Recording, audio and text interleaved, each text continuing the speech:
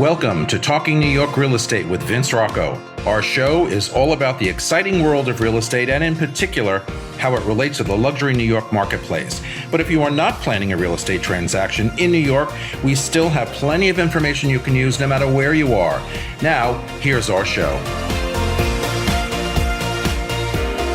Good morning, everyone. Today on the show, we're diving deep into the intricate, exhilarating, and sometimes chaotic world of high-end residential renovations in New York City, where vision meets execution and where every decision down to the grout color or crown molding profile can make or break a space. If you've ever dreamed of turning a historic brownstone into your dream home or wondered what really happens behind the scenes of a luxury apartment transformation, this episode is for you. Our guests today are the creative forces behind their businesses and made a name for themselves by taking some of the city's most ambitious and complex renovations to conclusion. From pre-war co-ops to endless quirks and sleek penthouses with million-dollar views, turning old bones into modern masterpieces. They've got a sharp eye for detail, a deep respect for craftsmanship, and a sixth sense for problem solving in the most demanding construction environment in the country. Whether it's sourcing rare materials, decoding New York City building codes, or navigating the politics of a co-op board, there's almost nothing they haven't seen or solved. We're going to get into all of it today. And at the table with me today are Johnny Cheeks, the founder of My Beautiful Home, and Anjali Pollock Design. And they join me now to discuss. But first, let me welcome my listeners and my viewers from across the United States and all around the globe. I am Vince Rocco, and this is Talking New York Real Estate. So let's go behind the headlines and inside real estate, the state of our industry. Hi, it's Stephen Bailey from Roadway Moving and Storage. Listening to Vince Rocco, you know the right partner makes all the difference. At Roadway, we deliver an experience your clients will love. For specialized services and white glove care, choose Roadway. Want to learn more? Email me at steven@roadwaymoving.com or visit roadwaymoving.com. Exciting show today. We're talking about interior design renovations here in New York City. I'm going to ask these guys, some really direct questions. And one of the things I really want to know is how we get through the process. We all know, I'm going to fix this, I'm going to fix that, we're going to renovate here, we're going to renovate, change, upgrade, update, whatever.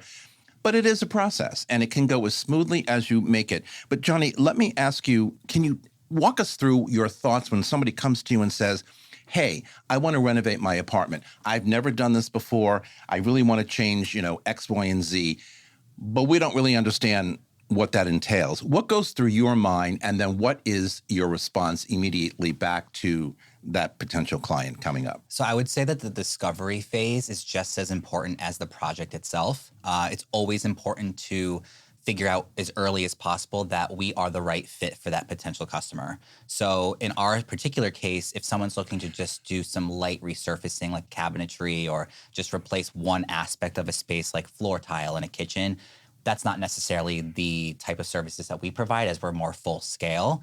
But we really discuss things like what's your overall plan for the property, whether it's your forever home or if it's just a pit stop and it's more of an investment, because those answers really help us curate those materials accordingly.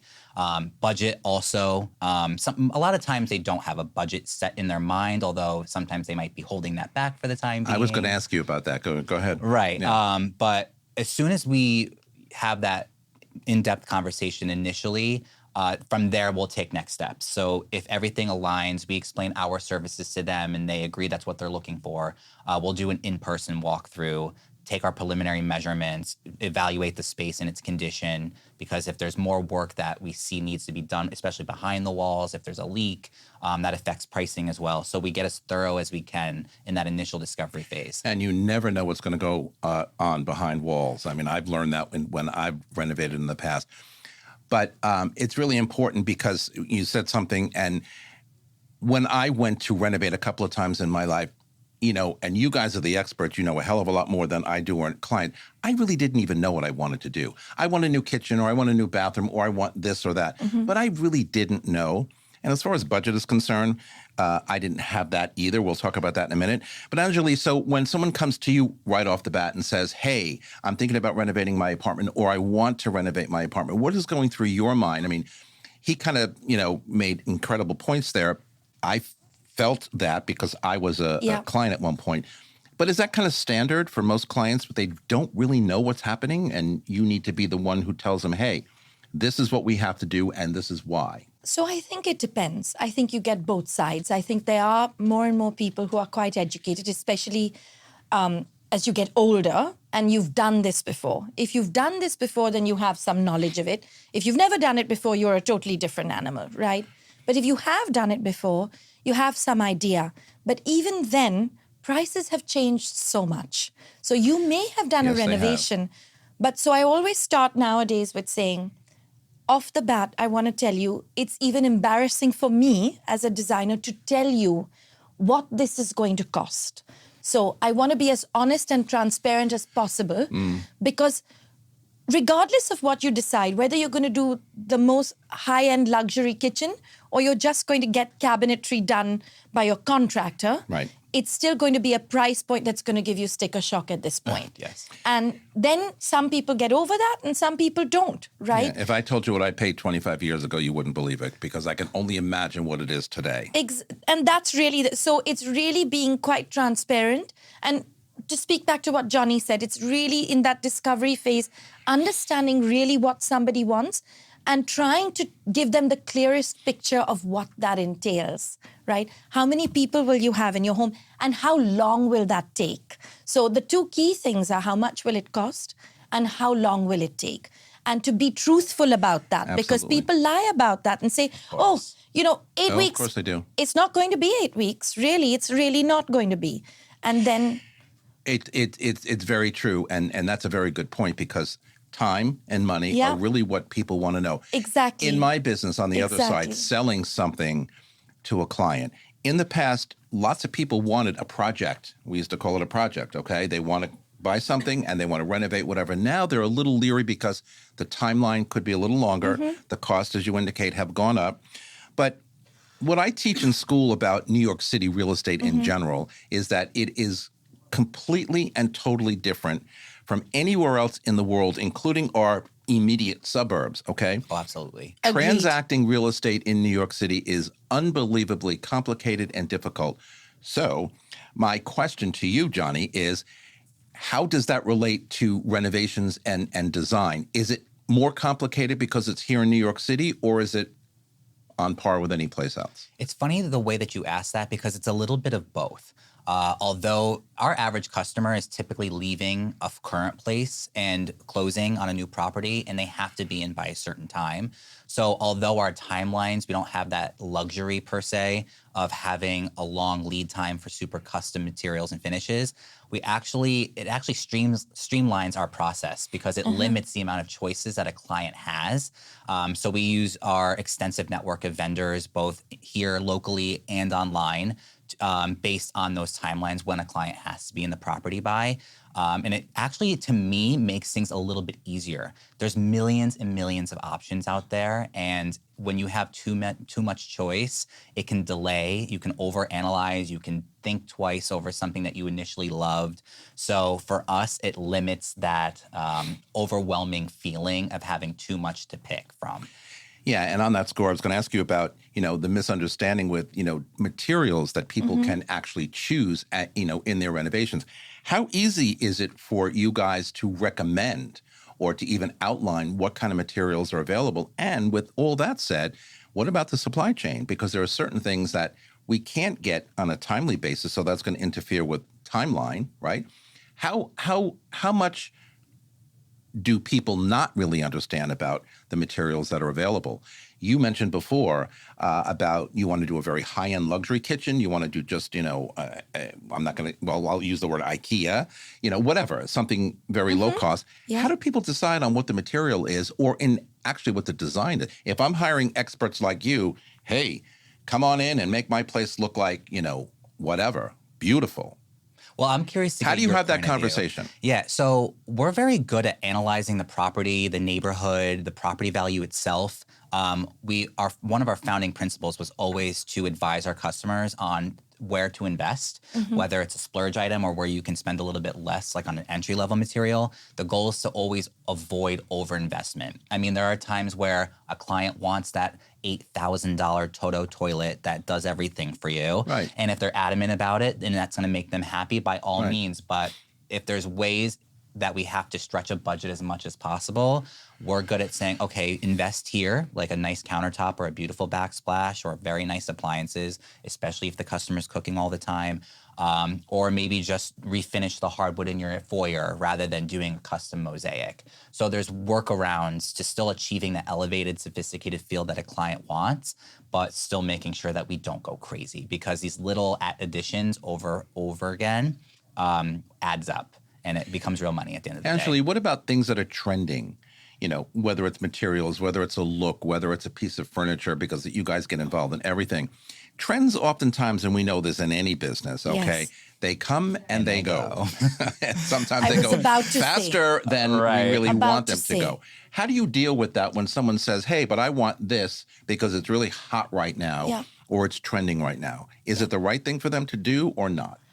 So we don't really follow trends in that way. So if you say to me, there's a certain color that I really like, right? And if there's a color that's trending and it speaks to you, what we try to do as a firm is really understand the holistic sense of what a family is and how they live and what they respond to. You learn that by looking at what somebody wears, what they come in with, what they respond to in photographs. When you go to a showroom, what do they pick out, right? And then you start to see what colors they respond to. So now, right now, interesting, yeah. Jade green is on trend. Yes. I happen to love jade green. Me too. So I think but I also think it's a color that stands the test of time, right? So if I put jade green on your home, I'm not worried about, oh my God, I'm going to hate it tomorrow, right? So in that way, we're happy to go with the trend. But otherwise, I think good design has to stand the test of time. You don't want to come back in 3 years and say to me, oh my God, bloody hell, I can't live in this room.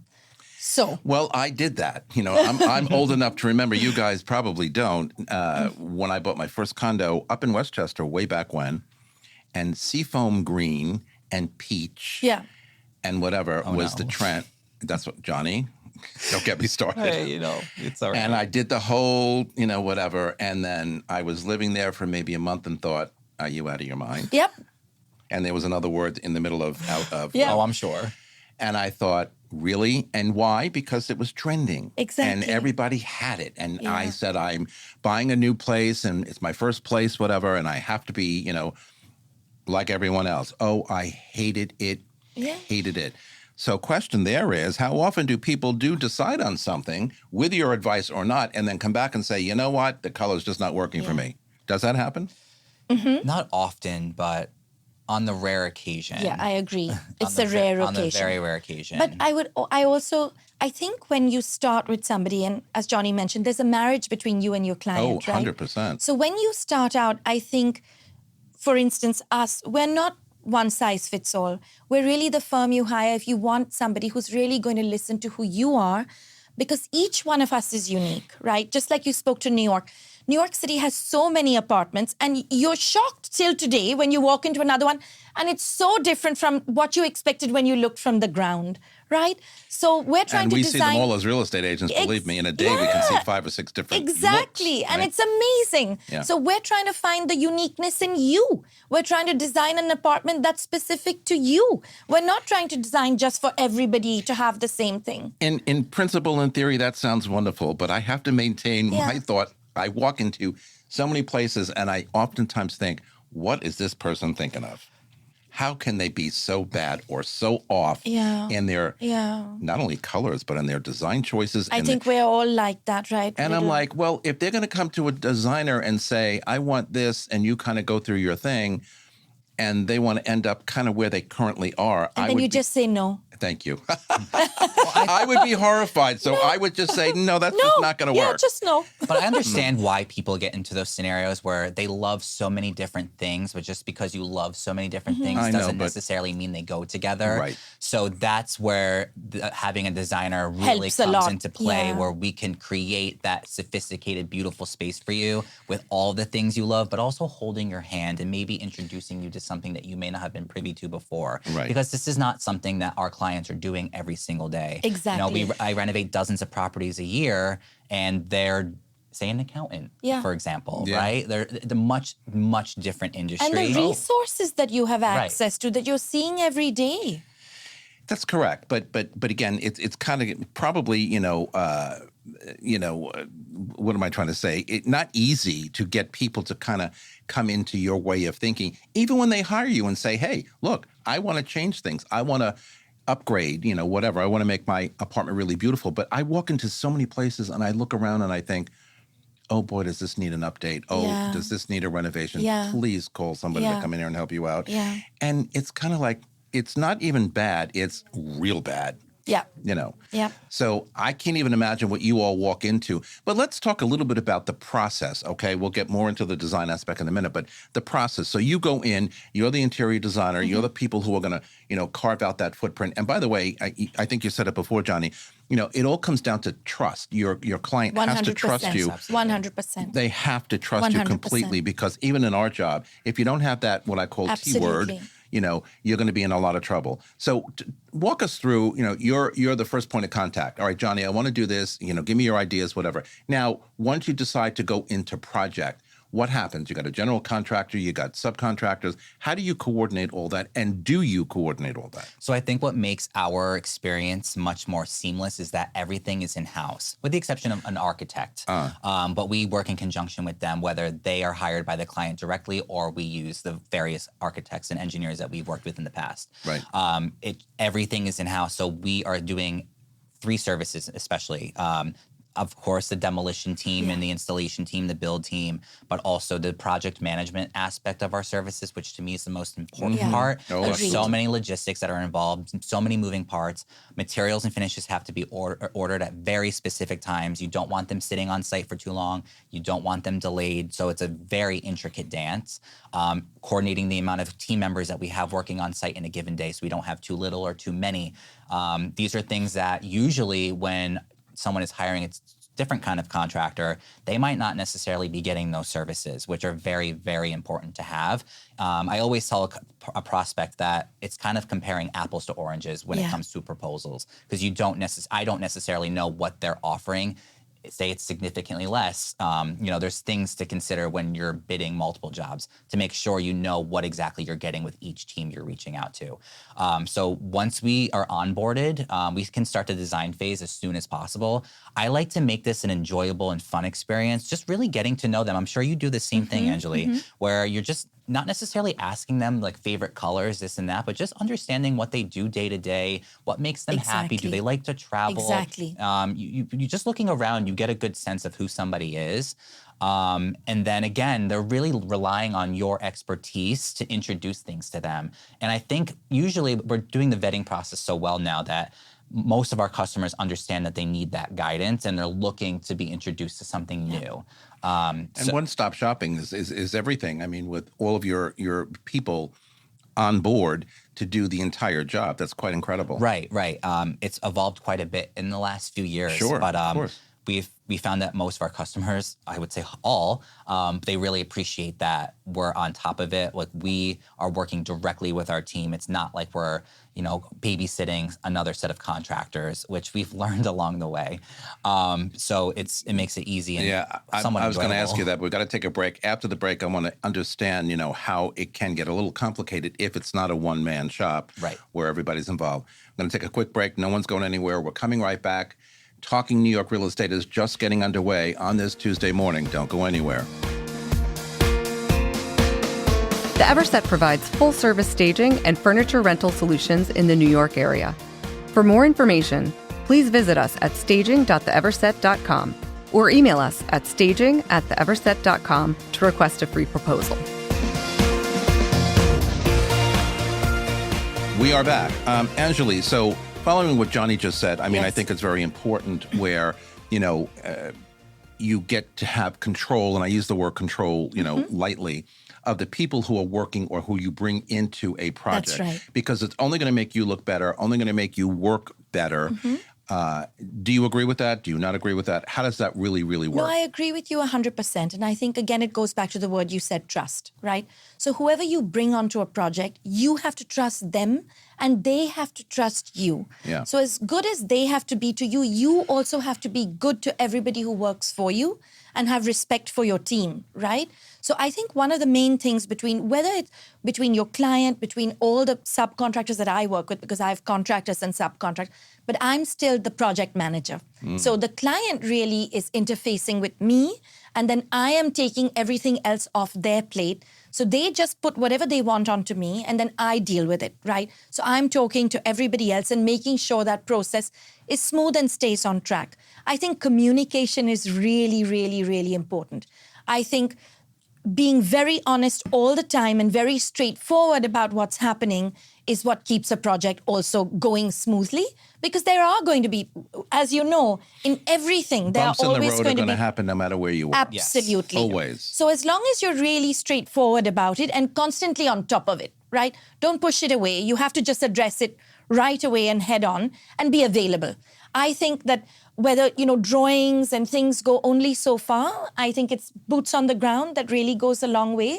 And I think it really helps a client to know that you're actually physically there. You're there, you're invested in it. You, your team are available to them, and you're listening to what they say. Similarly, your contractor needs you to listen to what he or she is saying, because there's feedback that they give and they're the ones who know what's inside, and you need to listen to that and make sure that you're addressing it appropriately. So, Yep. Johnny, let me ask you, and then I'll ask Anjali, because we have this problem in our business too. You're the second interior designer who comes on board with a client because they had one Yeah. to begin with. They either fired them, they didn't get along, mutually they decided to split up. We have that on the real estate side all the time. A seller gives the listing to an agent, it doesn't work out for whatever the reason Yeah. is, they take it away, and then they call someone else to come in. And I've been on the yes. second side many, many times. Yes. How does that work in the design business when you walk in because someone is unhappy with the Yes. people that were just in there trying to do the job that they want done? So we Does don't it make it even more complicated for you? Not really, because we end up passing on the opportunity. I just think our service starts at the very, very beginning when it's a yeah. completely blank slate. Yeah. There are times where we've had a past client who worked with a previous designer in a past project or a long time ago, and they're just looking for something different. They want a fresh take rather than working with that previous designer. Not so much whether or not they were dissatisfied or very happy Agreed, with them. yeah. They just want something new. There have been times where we've bid a job where we could tell that the client, I think their expectations weren't set, or they are having unrealistic expectations themselves. And that's the case. Unrealistic expectations. I completely agree with that. Yes. Right. So we're very good in the early process of figuring out whether or not we're going to have synergy with that prospect. We want to make sure that we're not wasting their time, and certainly vice versa. But we understand that a lot of people haven't been through renovations before, and there's a lot of quirks and nuances, especially with all the regulations in New York City. So as long as we tell people that we have that covered, we've done this hundreds of times, then again, that trust comes into play. But when it comes back to fixing other designers' wrongdoings, it's not so much something that we come across, thankfully. Anjali, do you kind of walk away from that, or do you kind of take it on full time and say, all right, these people screwed up, Yep. and we're going to come in and try and fix it? Because that fix could be problematic. Yeah. Because I think my opinion, you Yes. tell me if I'm wrong, the client already has a bad taste in their mouth with what already went down. You said and it. can you really fix that in So your you, head? You said it. And I think, so again, I think it's this dance of understanding the client really. And is the client the problem, or was the designer the problem, right? So that's what you've That's got to what I was gauge, getting at. right? I wasn't going to say it, but you did. That's what I was getting So at. who's the Okay. problem, right? And if you can see in somebody's attitude, right? And then as you suss that out, if the client is not the problem, because we can be the problem too. You know, if the designer was the problem, Absolutely. then, and the client turns out to be somebody lovely, maybe it's an opportunity because you don't know what could come out of it, right? So then you walk in, but again, you have to be realistic. How much are you willing to spend to fix this? Or are we trying to give it a facelift? Or are we trying to completely go back to it because they've already put out so much money? So now where do you go? And do you see yourself being able to have a vision to take over what was already there? So that's what it is. You have to make that gauge, and is it worth it to you? Is this client going to become somebody who in the long term is going to work with you now? Do you feel a synergy there? And then you take it on. If not, no. And that important word referral, which we'll get to in a minute. So, Johnny, let me ask you, though, do you feel like clients today are a little more educated than they were, say, 5 years ago in the whole of design and renovation? It depends. Sometimes they're very educated on the design, the aesthetic side of things. But for the most part, unless you've done it before, not many people are aware of what's truly involved on the construction side. 100%. Especially Well, when that's it. renovating Yeah. an old property. 100%. The housing stock in New York is well over 100 years old for a lot of the buildings and houses that we work on, especially in the boroughs. So we always let people know what's involved as early as possible. Like, people don't really consider new electrical, new plumbing, especially if a layout is being reconfigured. So there's a lot of these things. And going back to fixing another designer or contractor's work, we always question the craftsmanship on any construction site. Right. If there was someone before us, because whether or not they did things to code or they did it in a very good quality way, a lot of times we just end up taking things out and starting fresh because it's a very high risk business. It's a very liable business Absolutely. too. So we're just covering, of course we want to provide safe and healthy housing for everybody that we work with, but also we need to protect ourselves as well and make sure that we provide, the highest quality standard work as possible. Quick question, and listen, I've been through, renovations before. Pre-war, easier than post-war, easier than brand new glass construction, as we talked about before the show, because I've sold a lot of, new construction in my life.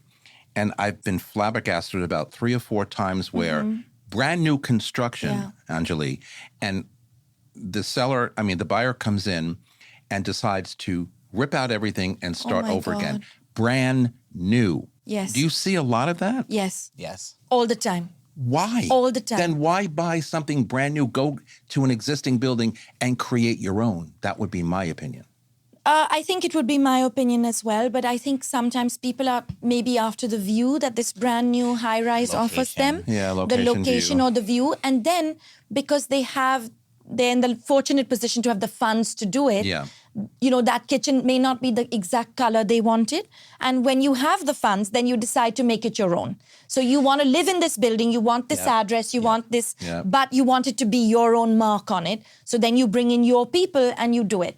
And again, I think everything is, a bit of a romance and a love affair. So if you love the client, everything they do is great, Yes. and then you love it. And you're like, of course they should do this. When you have a client that says yes to everything, it's not often, but when it does happen, it's the best. You're like, oh. And especially if they're good to deal with, right? You're like, amazing, of course, let's change all this. I sold a penthouse to a client of mine 17 years ago, okay? And just 3 years ago, he called me and said, it was only a pied-à-terre for him anyway, okay? And I knew he had renovated it at brand new building, okay? That's why I asked the question. I knew he had renovated and changed up things, but I hadn't been in it because he was only in New York maybe 2 times a year, and it sat empty. Renovated the whole thing from top to bottom, sat empty most of the year. So he called me 3 years ago. I said, okay, I'm going to go and see. And it's a building I sell in all the time. So the building staff knows who I am. Got the key, went upstairs. And I have to tell you guys, I walked in. I thought I was in a different building. Yeah. It's wild. Rearranged the rooms. Yeah. I mean, I don't remember who he'd had used 17 years ago, but it was magnificent. But this is what 17 years later, it still didn't age. It still That's a looked product magnificent. of a good designer. the one more thing That's what it is. the one more thing I will add is I think that new builds also, because they have to cater to a certain budget, right? So there's also may not be the quality standard that you would do if you hired your own people. Oh, it was not his quality standard. But that's trust what. me. It But was even not. you'll be shocked. A lot of really high-end new buildings, the floors are really thin. They're really not good quality. You can't get a sand out of them. And the walls are horrible. Terrible. What about the tiles in the bathrooms? They're really actually not of a quality that I would put into any renovation I'm doing. So I don't You care want Vince what the Rocco's project opinion is. for another show? Yeah. No, you're 100% So right. that's why you renovate those apartments. Johnny, talk to me about pre-war. So we understand that people sometimes will upgrade or renovate in brand new. Yeah. But in the pre-war world, which most of New York City is, especially in the boroughs, you're talking 100 years old, 80 years old, Yes. 90. I live in a building from 1927. Okay. So, we're talking a long time. Yeah. Is it more complicated to pull things out and redo, or is it just like any other renovation? It's interesting. Ironically enough, we have found that construction methods back then Much better. were much better. Much Oh better. my God, So- yes. Much better. I know nothing, but I would agree with that. So Yes. walls were much thicker. It wasn't sheetrock. Exactly. Also, I have a very specific scenario where we do pre-wars all the time, but there are times where we'll do like a building from the 80s. One particular job we did, we went in just to remediate some mold in a room Yes. and just paint, nothing crazy. We had some time in between projects. It ballooned to a full gut renovation because the molds took over the entire apartment, and not only was it their unit, the entire building. And it was a Wow. 40-year-old building. Wow. And if you don't have a sensitive to mold while you're living there, you're not going to know. There are Right. people who are. Yes. I'm not sensitive to it. So if I have mold in my walls, I'm You not don't going to know. know it until Regardless, somebody it's tells me not a about good scenario to be breathing It is that in every not. single day. So It we is not. we remediate mold. We're certified in that. So I was we going to always- say you've got to be certified. yeah. in that, right? So we Yeah. take care of Yes. that. But yes, we were. I don't want to say happy because it wasn't a great scenario for the Yes. customer, but they took it in a positive light and said, look, this is an opportunity to really create this space their own, really put in some nice quality materials. Yeah. But going back to Angeli's point, these new developments are all on a budget. Yeah. And there are many times where I'll walk into a new dev that's a $20 million space. Correct. And they're using, and don't get me wrong, Floor and Decor, there's a time and a place for their finishes, but they're not using anything that's No. out of the ordinary or something No. that's special. So it's something where if you don't have that eye, you're going to miss it. Or you might just think it's beautiful and that's great. But I think there is a level of quality that you must meet once you hit it, you're hitting a certain price point. So it's very interesting to see that in the new development world.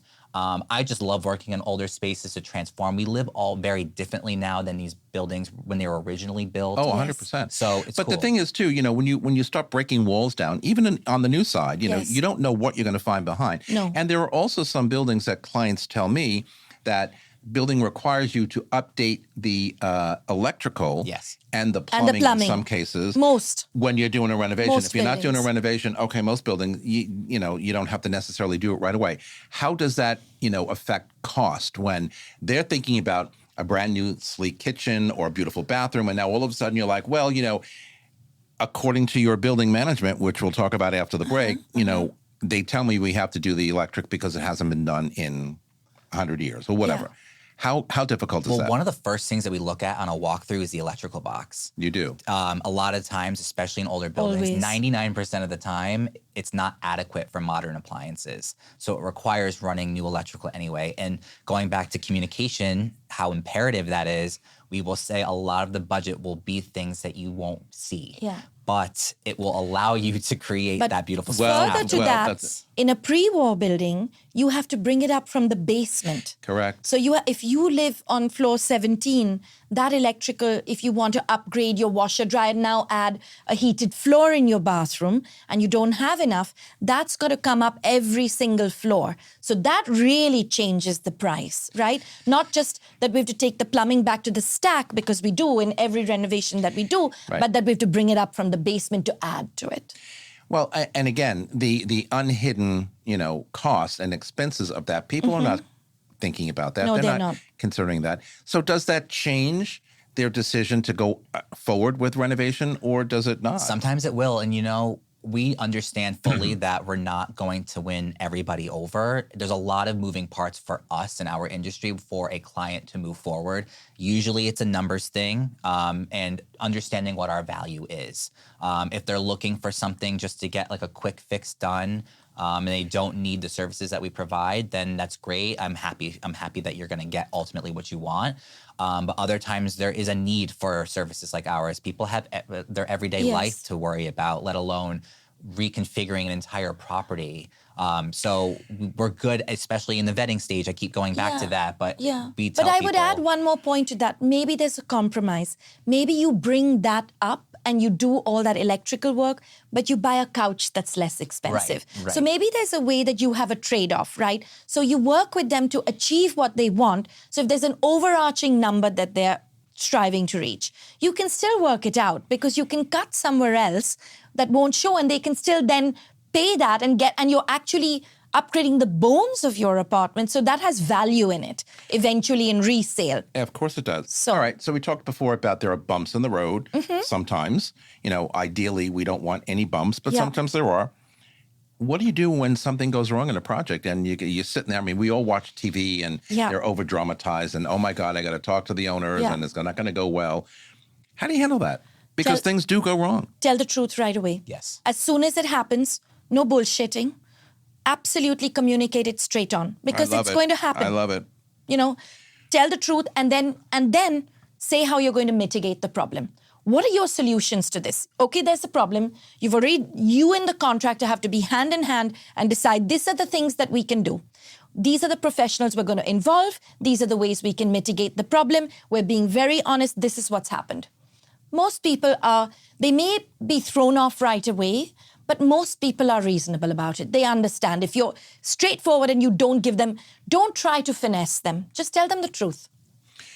What's the strangest thing that has happened in your world? Not that it happens regularly, but bump in a road, something goes wrong. What's like one of the stranger things that have gone on? Well, last year that needed to be mitigated and fixed and whatever. So every project is very individualized, down from the property to the people. So every case is very different from the other.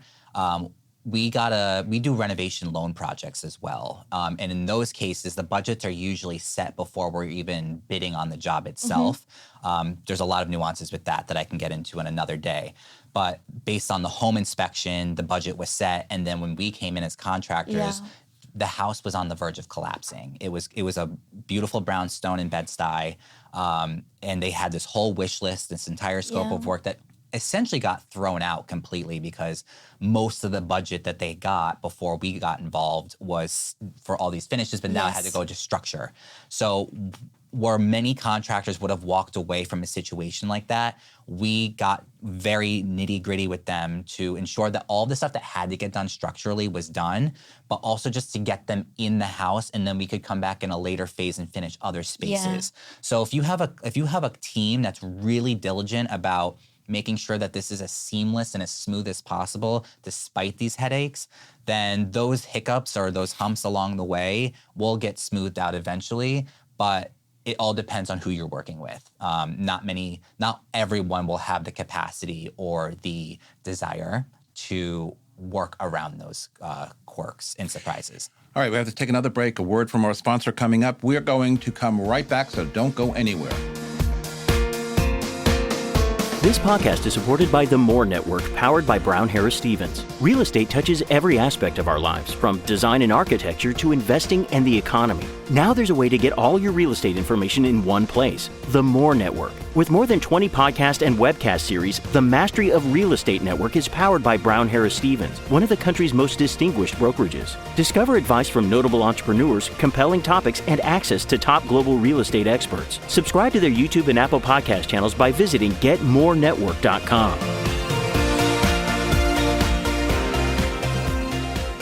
Let's talk a little bit about the process, okay? You go talk to a client, similar to what we do. Yes. You're approved. They like you. They want you. They want your services. They want your, your teams, whatever. Now it comes down to, okay, we got to start the project. There are, alteration agreements. There are all kinds of co-op board, things that are necessary. Condo boards included. Walk us quickly, Johnny, through that process. What do you need from others than the owner of the apartment to get the job begun and then finished? So Department of Buildings. we try to ask the client for as little as possible in that sense, because there are a lot of moving parts. But initially, we always ask for the alteration agreement, which gives us essentially everything that we Correct. need, such as hours of operation, Which any- is key, hours of operation. Very right, much so. right. License and insurance requirements. Believe it or not, it is different by building, and you know, Totally. Manhattan is a little bit more of a beast than it is to renovate in the boroughs. And changed since COVID too, don't you absolutely. find? Yeah, so Yeah. much. Oh, sure. Among other things, if we have to do any sort of architectural drawings to file permits, all of that stuff is done before we start swinging hammers. And then we're also designing at the same time, especially if that timeline is very Right, short. right. For me, the most nerve-wracking part of this business is presenting a design after we've spent weeks sourcing and designing and sitting down with them, because they can either love everything. Most of the time, tweaks have to be made along the way, and that's expected. But you're just praying to God that they don't hate it, based on these in-depth conversations. Co-op board approvals, Department of Buildings. I mean, I've been involved in combination apartments. In fact, I just sold a combination in Gramercy Park about 2 years ago where I expected all kinds of drama because I didn't think the permits were opened and closed properly. They weren't all paid for, whatever. We found a buyer, and I will say, much to my surprise, and I love my seller, and I shouldn't have doubted him because I know he's that anal kind of person anyway. There was not one open permit. Wow. Everything was closed. Amazing. Everything was done perfectly. That's the board signed off on That's everything. unusual. Very unusual. Yes, unusual. So, that's what I'm getting at. So, Department of Buildings, how often do clients try and work around that? And can't. You shouldn't, but I know that there are situations where we just recently found out that a renovation in the kitchen was done and it wasn't approved by the DOB. We don't do that. We will absolutely not work on a project and work around that because it's dangerous. Yes. It's actually, you live You in a- can't sell it when you go to Correct. sell. It's No, going to be a but problem. over and above that, in New York, we live in a community and you're living with other people. So you have to have the respect for the integrity of the entire building because you could start off a leak or some problem that would damage the entire building. And then what are you going to do? So that's just not the way we opens work. Pandora's we box when don't you we cut don't take corners on like that. if a client wants us to cut a corner. That is absolutely from a point of view of electrical and plumbing, because that's a fire, that's a leak. Well, that goes with your professionalism, and I agree with you. You cannot avoid that kind of stuff because then if something does pop up, Absolutely. someone comes back and says, well, did you file this or did the board approve that? That's many your reputation. Many times with combinations, people buy the apartment next door and all they Yes. want to do initially, they say, is open the wall. So And they'll that's it. have the cousin, the uncle, the brother come on the weekend and bing, bang, boom, there's a doorway now into the new apartment. That's illegal. Yes. The board doesn't know about it. Yes. The DOB doesn't know about it. And I tried to sell a combo at one point. We didn't know, and we got a You call. can't. And the buyer's attorney, I was representing the buyer, said, Vince, we got a whole bunch of problems here. I said, okay. And I said to my buyer, we're going to run and run fast and go buy something else. Yeah. You can't cut corners on this kind of You stuff. cannot. Talk to me, Johnny, a little bit about on the high end. Okay, we have all kinds of price points in this town, whether you're buying something or renovating and designing something. On the very high end, are there specific materials that higher end clients are looking at, color palettes, that seem to be trending in that arena versus others or not? Again, it's very individualized. So whether I'm working on an entry-level renovation or I'm working on a high-end renovation, their styles could be super ornate and classic, or it can be ultra-contemporary. I think when you're working with a higher-end client, I think the ability to introduce more custom solutions for them becomes more paramount, where you have the chance to, instead of just doing a kitchen, not bare bones, but just doing a space, like then next to it you can do custom built-ins for your china, things like that. Right.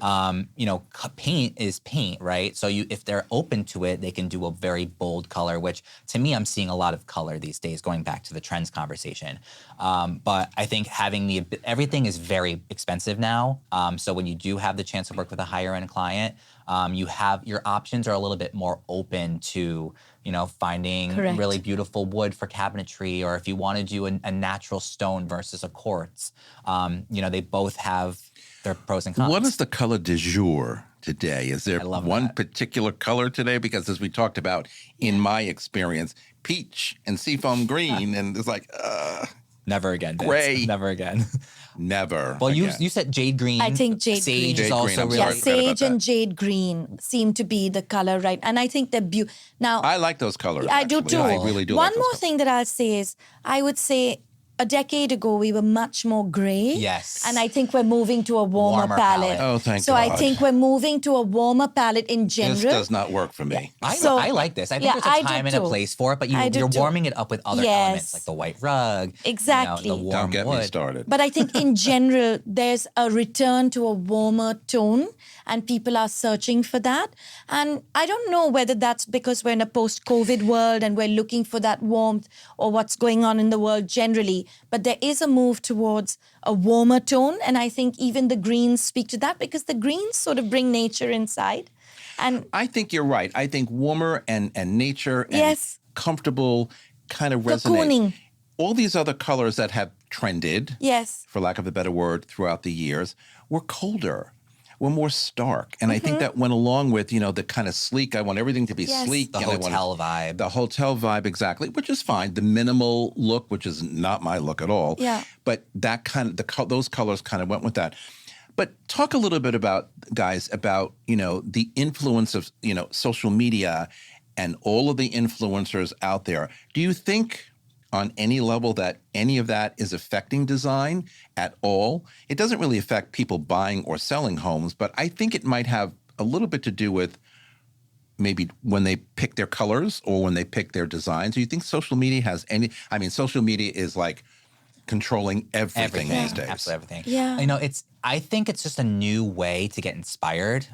It's funny. I don't know how often your clients are looking at Pinterest mood boards anymore. Yeah. Sometimes Oh my God, I they haven't are. done that Sometimes in a they're while, not. yeah. But I follow many designers a lot where I'm learning so much from Me them. as And just well. like Oh, how sure. they source Yeah. things, how they explain their design process to a customer. Which, if you can't sell your design to somebody, then what are you doing in this business? So it's a very careful. A very intricate way to explain how I came up with this design for a customer based on everything we talked about. Right. So, I think the influencer, there's pros and cons to it, of course, but I do think that it's just a new way to visualize rather than just seeing kind of things stuck on a mood board. You can see it in real life. Yeah, I think, that kind of is like a cop-out when you're Yeah. looking at something and you really don't put yourself into, Mm-hmm. the creation of a design or a color or something that you're going to do that's going to really kind of reflect, like Yes. Johnny said before, the hotel luxury feel is kind Yes. of barren and minimal and not necessarily a home. Yes. Right. So I think it depends on the age of the client as well. So if you get a Correct. younger customer, Correct. they're much more social media savvy. Yeah. If you get somebody who's closer to my age, not so much. Are we really following those things? Not as much, right? Yeah. I So- look at them, but I don't necessarily Exactly. take stock in it. So I think but a younger generation is much more involved in Oh, that. absolutely. So with them, yes, I think that again, but back to Johnny's point, it could be an inspiration and then you use what was that inspiration to sort of derive what did they like out of that, right? Out of that social media post that they saw. Yeah. What were they actually drawn to? Yep. And then you can sort of cull that out. But with older people, I don't think so. I don't think We're it also has. really fortunate to live in a very global city where a lot of our Absolutely. clients are well-traveled and they pick things Extremely. up along the way. So in a sense, Which you're makes it almost- exciting in itself. Right, but you're Very. and you're almost designing around these curated things that they absolutely Absolutely. love. There's I a love feel there's a feel Yes. to these things. Yeah.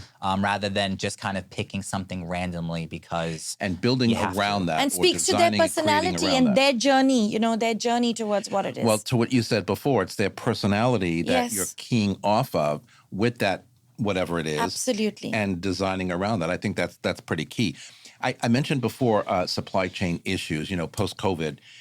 During COVID and post-COVID, we had a lot of that. I was working in a new development where we postponed closings for about 4 months Yes. because we could Yes. not, and the buyers were out of their minds. And of course, as the sales director, I was getting hammered every day. But Of because we course. couldn't get the appliances, they were coming from, I Yes. don't even remember where. And one day I went into Yes. the developer's office and started yelling. And I told our boss over here, I went yelling and screaming and said, cancel the effing appliances, Yeah. okay? Because we're getting crucified here. And go out and buy them locally. Who Yeah. cares? Yeah. As long as you put an amendment to the offering plan, they Yes. can't say anything about it. He did. We started closings in weeks. yes. You're waiting for months for a refrigerator and a Oh, my dishwasher and a goodness, Yeah. Yeah. been there. Yeah. We've all been there, and I was like out of my mind over it. But has that continued, or has it gotten better, or what's the deal with this? So it's interesting. Yes, it's gotten much better with appliances and things like that. However, we're starting to see another whole change. I'm finding the supply chain of fabrics has really, really been affected lately. Interesting. And I Coming think from where? so. Honestly, almost All over. anywhere. And I okay. think the tariffs are going to be really, really detrimental to us because even if a sofa is made Really? here, right? Even if the sofa is made here, the screws may come from China and there's a part that's coming from Italy. So even though it's assembled here and the team is local, the company is local, the parts are not local. So we're really, really going to be in a bad state because everything is already, we're getting notices from everybody about price increases and time increases. So yes, I think our supply chain is going to be extremely disrupted. We of course see it too, especially on the supply side when it comes to getting new tools, sheetrock, Yes. anything really. But we work extensively with vendors where we get the best competitive pricing as we Yes. possibly can. If we're able to pass that on to the customer, we will. We want to make this as enjoyable as possible. And when we keep saying over and over again that prices are going up, it turns people off from Yes, even absolutely. considering renovating. Absolutely. So Well, we do what we can. I wanted to ask you that because, and I don't like to use the word tariff, but we'll talk about it. Seems to be increasing pricing across the board all over the place. I have to imagine that when you're out there sourcing materials that you need to use or, finding fabrics or whatever, that you're seeing an increase in pricing. And as you just said, Johnny, people are starting to say, well, maybe I'm not going to renovate right now. Maybe I'm not going to change my design right now. We on the real estate side are seeing buyers stand Pulling back back, yeah. and saying, okay, until things kind of stabilize, we all know how, buyers and sellers think in this town who also become clients of yours. Yep. Is it really affecting their decisions to move forward on a renovation, or is it kind of not yet? Not yet. It's hard to tell. Sometimes maybe it might push them going towards more of a new development or something that is maybe a little bit more cost effective than initially planned and maybe doing things in phases or doing the work themselves. Again, every scenario and everyone's financial situation is vastly different. But I will say, I think, if things are slowing down in that regard, then initially if people are buying less, then people are essentially renovating less. But we pivot and we find customers. And I think the key word in Johnny's statement is pivot, right? If you're willing to say to a client, listen, this is what it is, but we'll still make it work. We'll find creative ways to make this work and we can make this happen, right? So maybe we're not going to do now, sorry, Italians, maybe we're not going to do an Italian kitchen. Maybe we're going to decide. Italian kitchens? Maybe I'm not bringing a Scavallini kitchen in, but maybe I'm just going to go to Long Island and, Gary Chufo is going to build you a wonderful kitchen. Correct. So it's making those changes. And if your client, and I think clients also are going to be, if you can show them that the product would be, as beautiful, maybe a little bit different than their expectation, but beautiful, we're going to have to pivot and be creative. Again, the value of having a team really looking out for the best interests of our customers. And I think things are going to go off course anyway. Absolutely. So you got to mitigate that and fix that. And I will say, I think because I think the customer service experience across the board has diminished quite a bit. You're paying more for less. Oh, 100%. Yes. Right? So 100%. So I think in our service is 100% customer service. So I think people are yearning for that experience. So to them, it's a premium or it's a luxury that they're certainly dying to have. And if they're willing to renovate with all this negative stuff going on, it's our duty in a way. And we're grateful that we're grateful to them, right? So we're willing to pivot. We're willing to make compromises. We're willing to get creative. We're willing to dig our heels in and say, we're going to figure this out. And I will say that it's been interesting to see at the D&D building, the feedback that when you give this feedback, they're also trying to pivot. They're also trying to find fabrics that are at a lower price point so we can still keep doing this. So it's everybody sort of working hand in hand together to make this work for all of us. You know, you mentioned the D&D building. I haven't walked through that Yeah. building in years. I used to love, I had a friend who was a designer It's years fun. ago. Yeah, I it used to love sure to walk is. through It that. sure is, yeah. Oh, I used to love it. And Every even floor with is different. Yeah. Every floor is different. And when I was helping the developers, you know, here for our new development division, create or come up with what I'd say, go to a designer, go to an Yeah. which sometimes they did, or sometimes they would drag me to the building and say, hey, what appliance do you like better? Or what about, I'm like, Yeah. you want my opinion? I'll give it to you, but Yeah. that doesn't mean it's right, you know.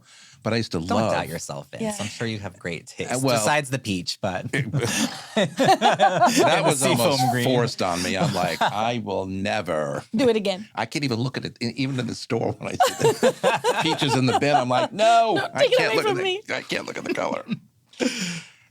Are clients looking more for sustainability these days, or is it kind of just, you know, daily routine or whatever? What is it that they might be looking for that's different than in the past? Sustainability is one thing that comes to mind. How is that working these I'm days? curious to hear what you have to say about this. So I think it's quite interesting, right? I think some people are concerned about it, like really concerned about it, and some people really couldn't care at Care all, less, yeah. right? That- 100%. So it's a mix, but I I see that. think the onus also is on us to be more sustainable, right? So as designers, contractors, architects, I think we have to bring that piece to it. Now, some of the things are already moving towards that. For instance, you know, even just the way floor heat is done because it's much more energy efficient, right? Our light bulbs are more energy efficient than they used to be. So I think you have to start to educate the client on how this is also going to be better for them in terms of the energy they're using, so therefore also in their cost. So because eventually you're spending less on your electrical bill.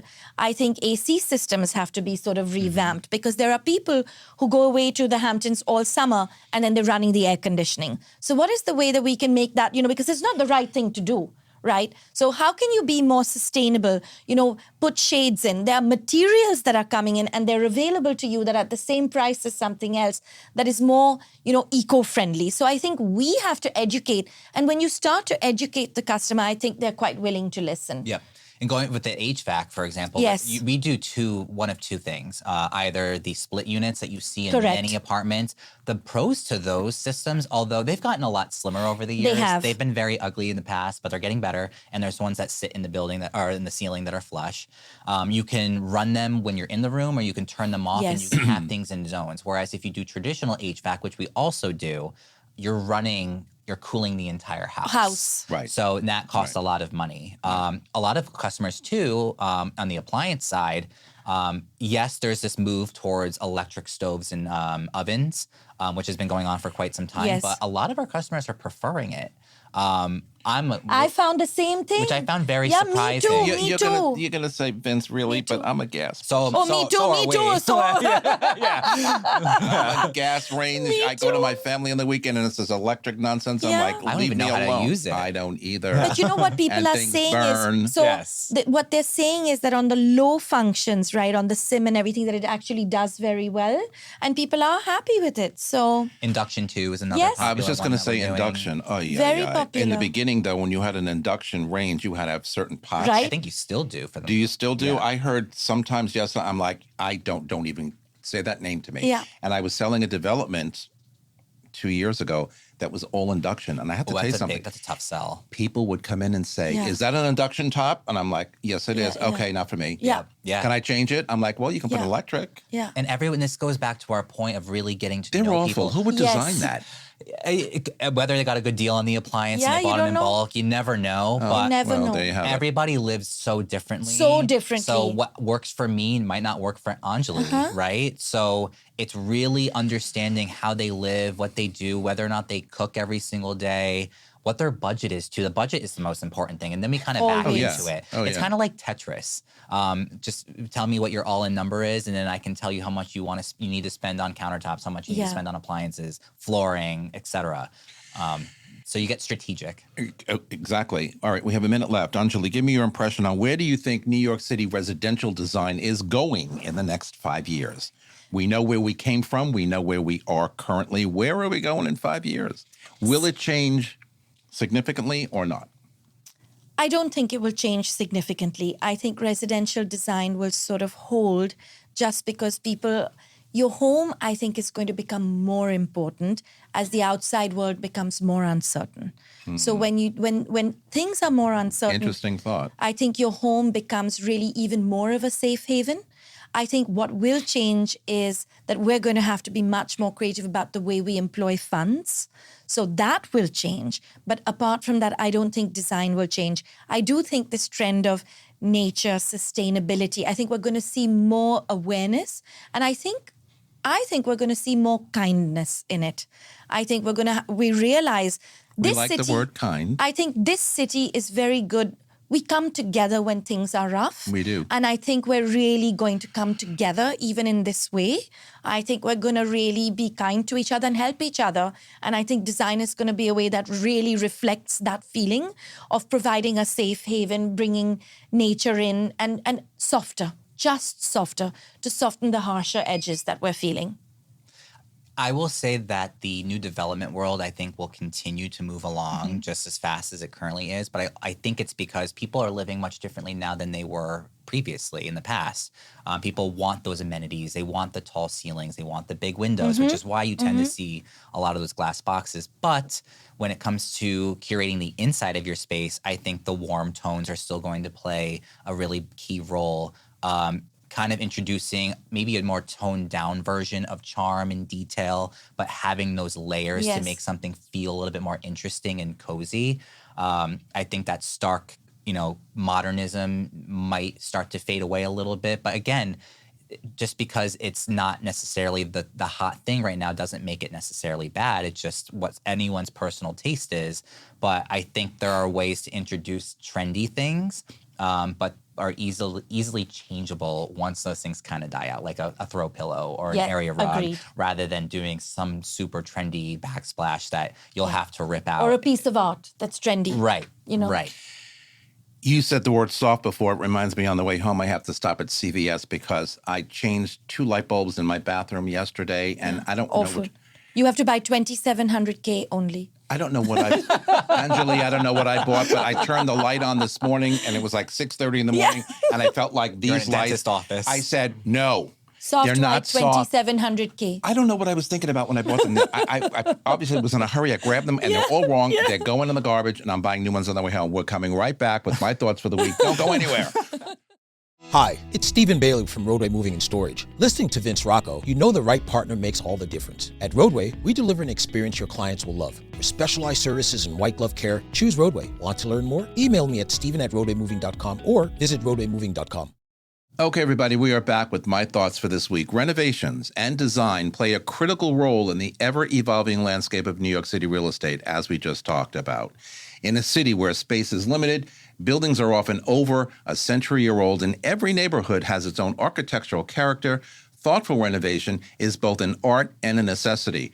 Whether updating a pre-war co-op on the Upper West Side or transforming a loft in Tribeca, homeowners are looking not just for cosmetic upgrades, but for smart, functional design that honors the space's history while adapting it to modern living. High-end renovations in New York City require a deep understanding of building regulations, co-op board requirements, and the intricacies of aging infrastructure. At the same time, design must reflect the personal tastes and lifestyles of clients who demand quality, longevity, and uniqueness. In this market, a well-renovated home doesn't just look beautiful, it enhances livability, boasts property value, and sets a standard, for craftsmanship and innovation in one of the world's most competitive real estate arenas anywhere.